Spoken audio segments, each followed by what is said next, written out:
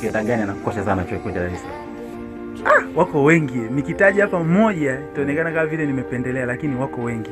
By the way, niseme tu ya kwamba content creators wote wa chuo wanajitahidi. Kuna hao watoto wa jirani, kuna Mwiba pia content creator. Wako wengi. Kuna kijana mmoja anajiita Mr. River kazi yake kurekodi huko, anakuwa anaongea. Kwa hiyo mimi nikikutanaga na content zake lazima nicheke. Kwa wako wengi sana content creators, kwa kweli wanajitahidi.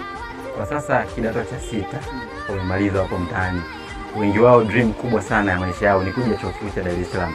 Kwa wale watakaobahatika, unawashauri nini kabla ya kuja chuoni? Chuo kikuu cha Dar es Salaam ni chuo kikubwa cha kwanza. Wakibahatika kujiunga na chuo kikuu cha Dar es Salaam wamepata bahati kubwa. Lakini wakifika hapa chuo kikuu cha Dar es Salaam, mtu anatakiwa azingatie kilichomleta.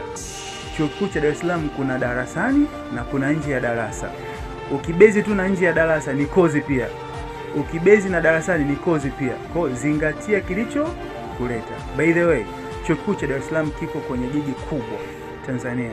Kwa hiyo akizingatia kuja hapa au akichaguliwa kuja hapa chuo kikuu cha Dar es Salaam, yeye azingatie malengo yake, yani kilichomleta zaidi ndio anachotakiwa kuzingatia. Lakini pia akumbuke akiwa ndani ya chuo kikuu cha Dar es Salaam kuna mambo huwa yanatokea katika safari yake ya elimu, na hayo mambo pia asiyapuuze, kwa sababu hayo ndio yanamjenga kuwa strong na kuwa mtu wa baadaye.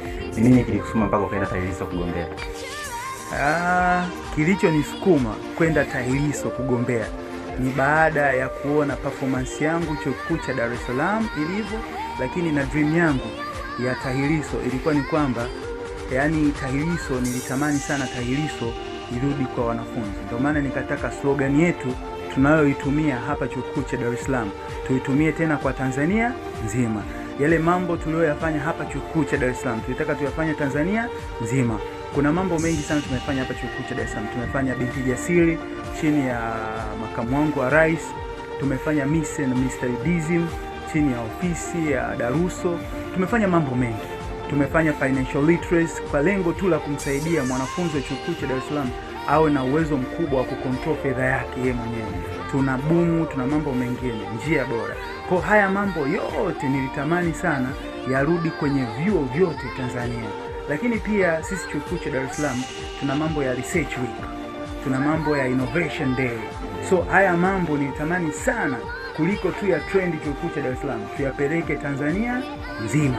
Kwa hiyo tungekuja na ubunifu au jukwaa ambalo lingeinvolve wanafunzi wote wa Tanzania nzima,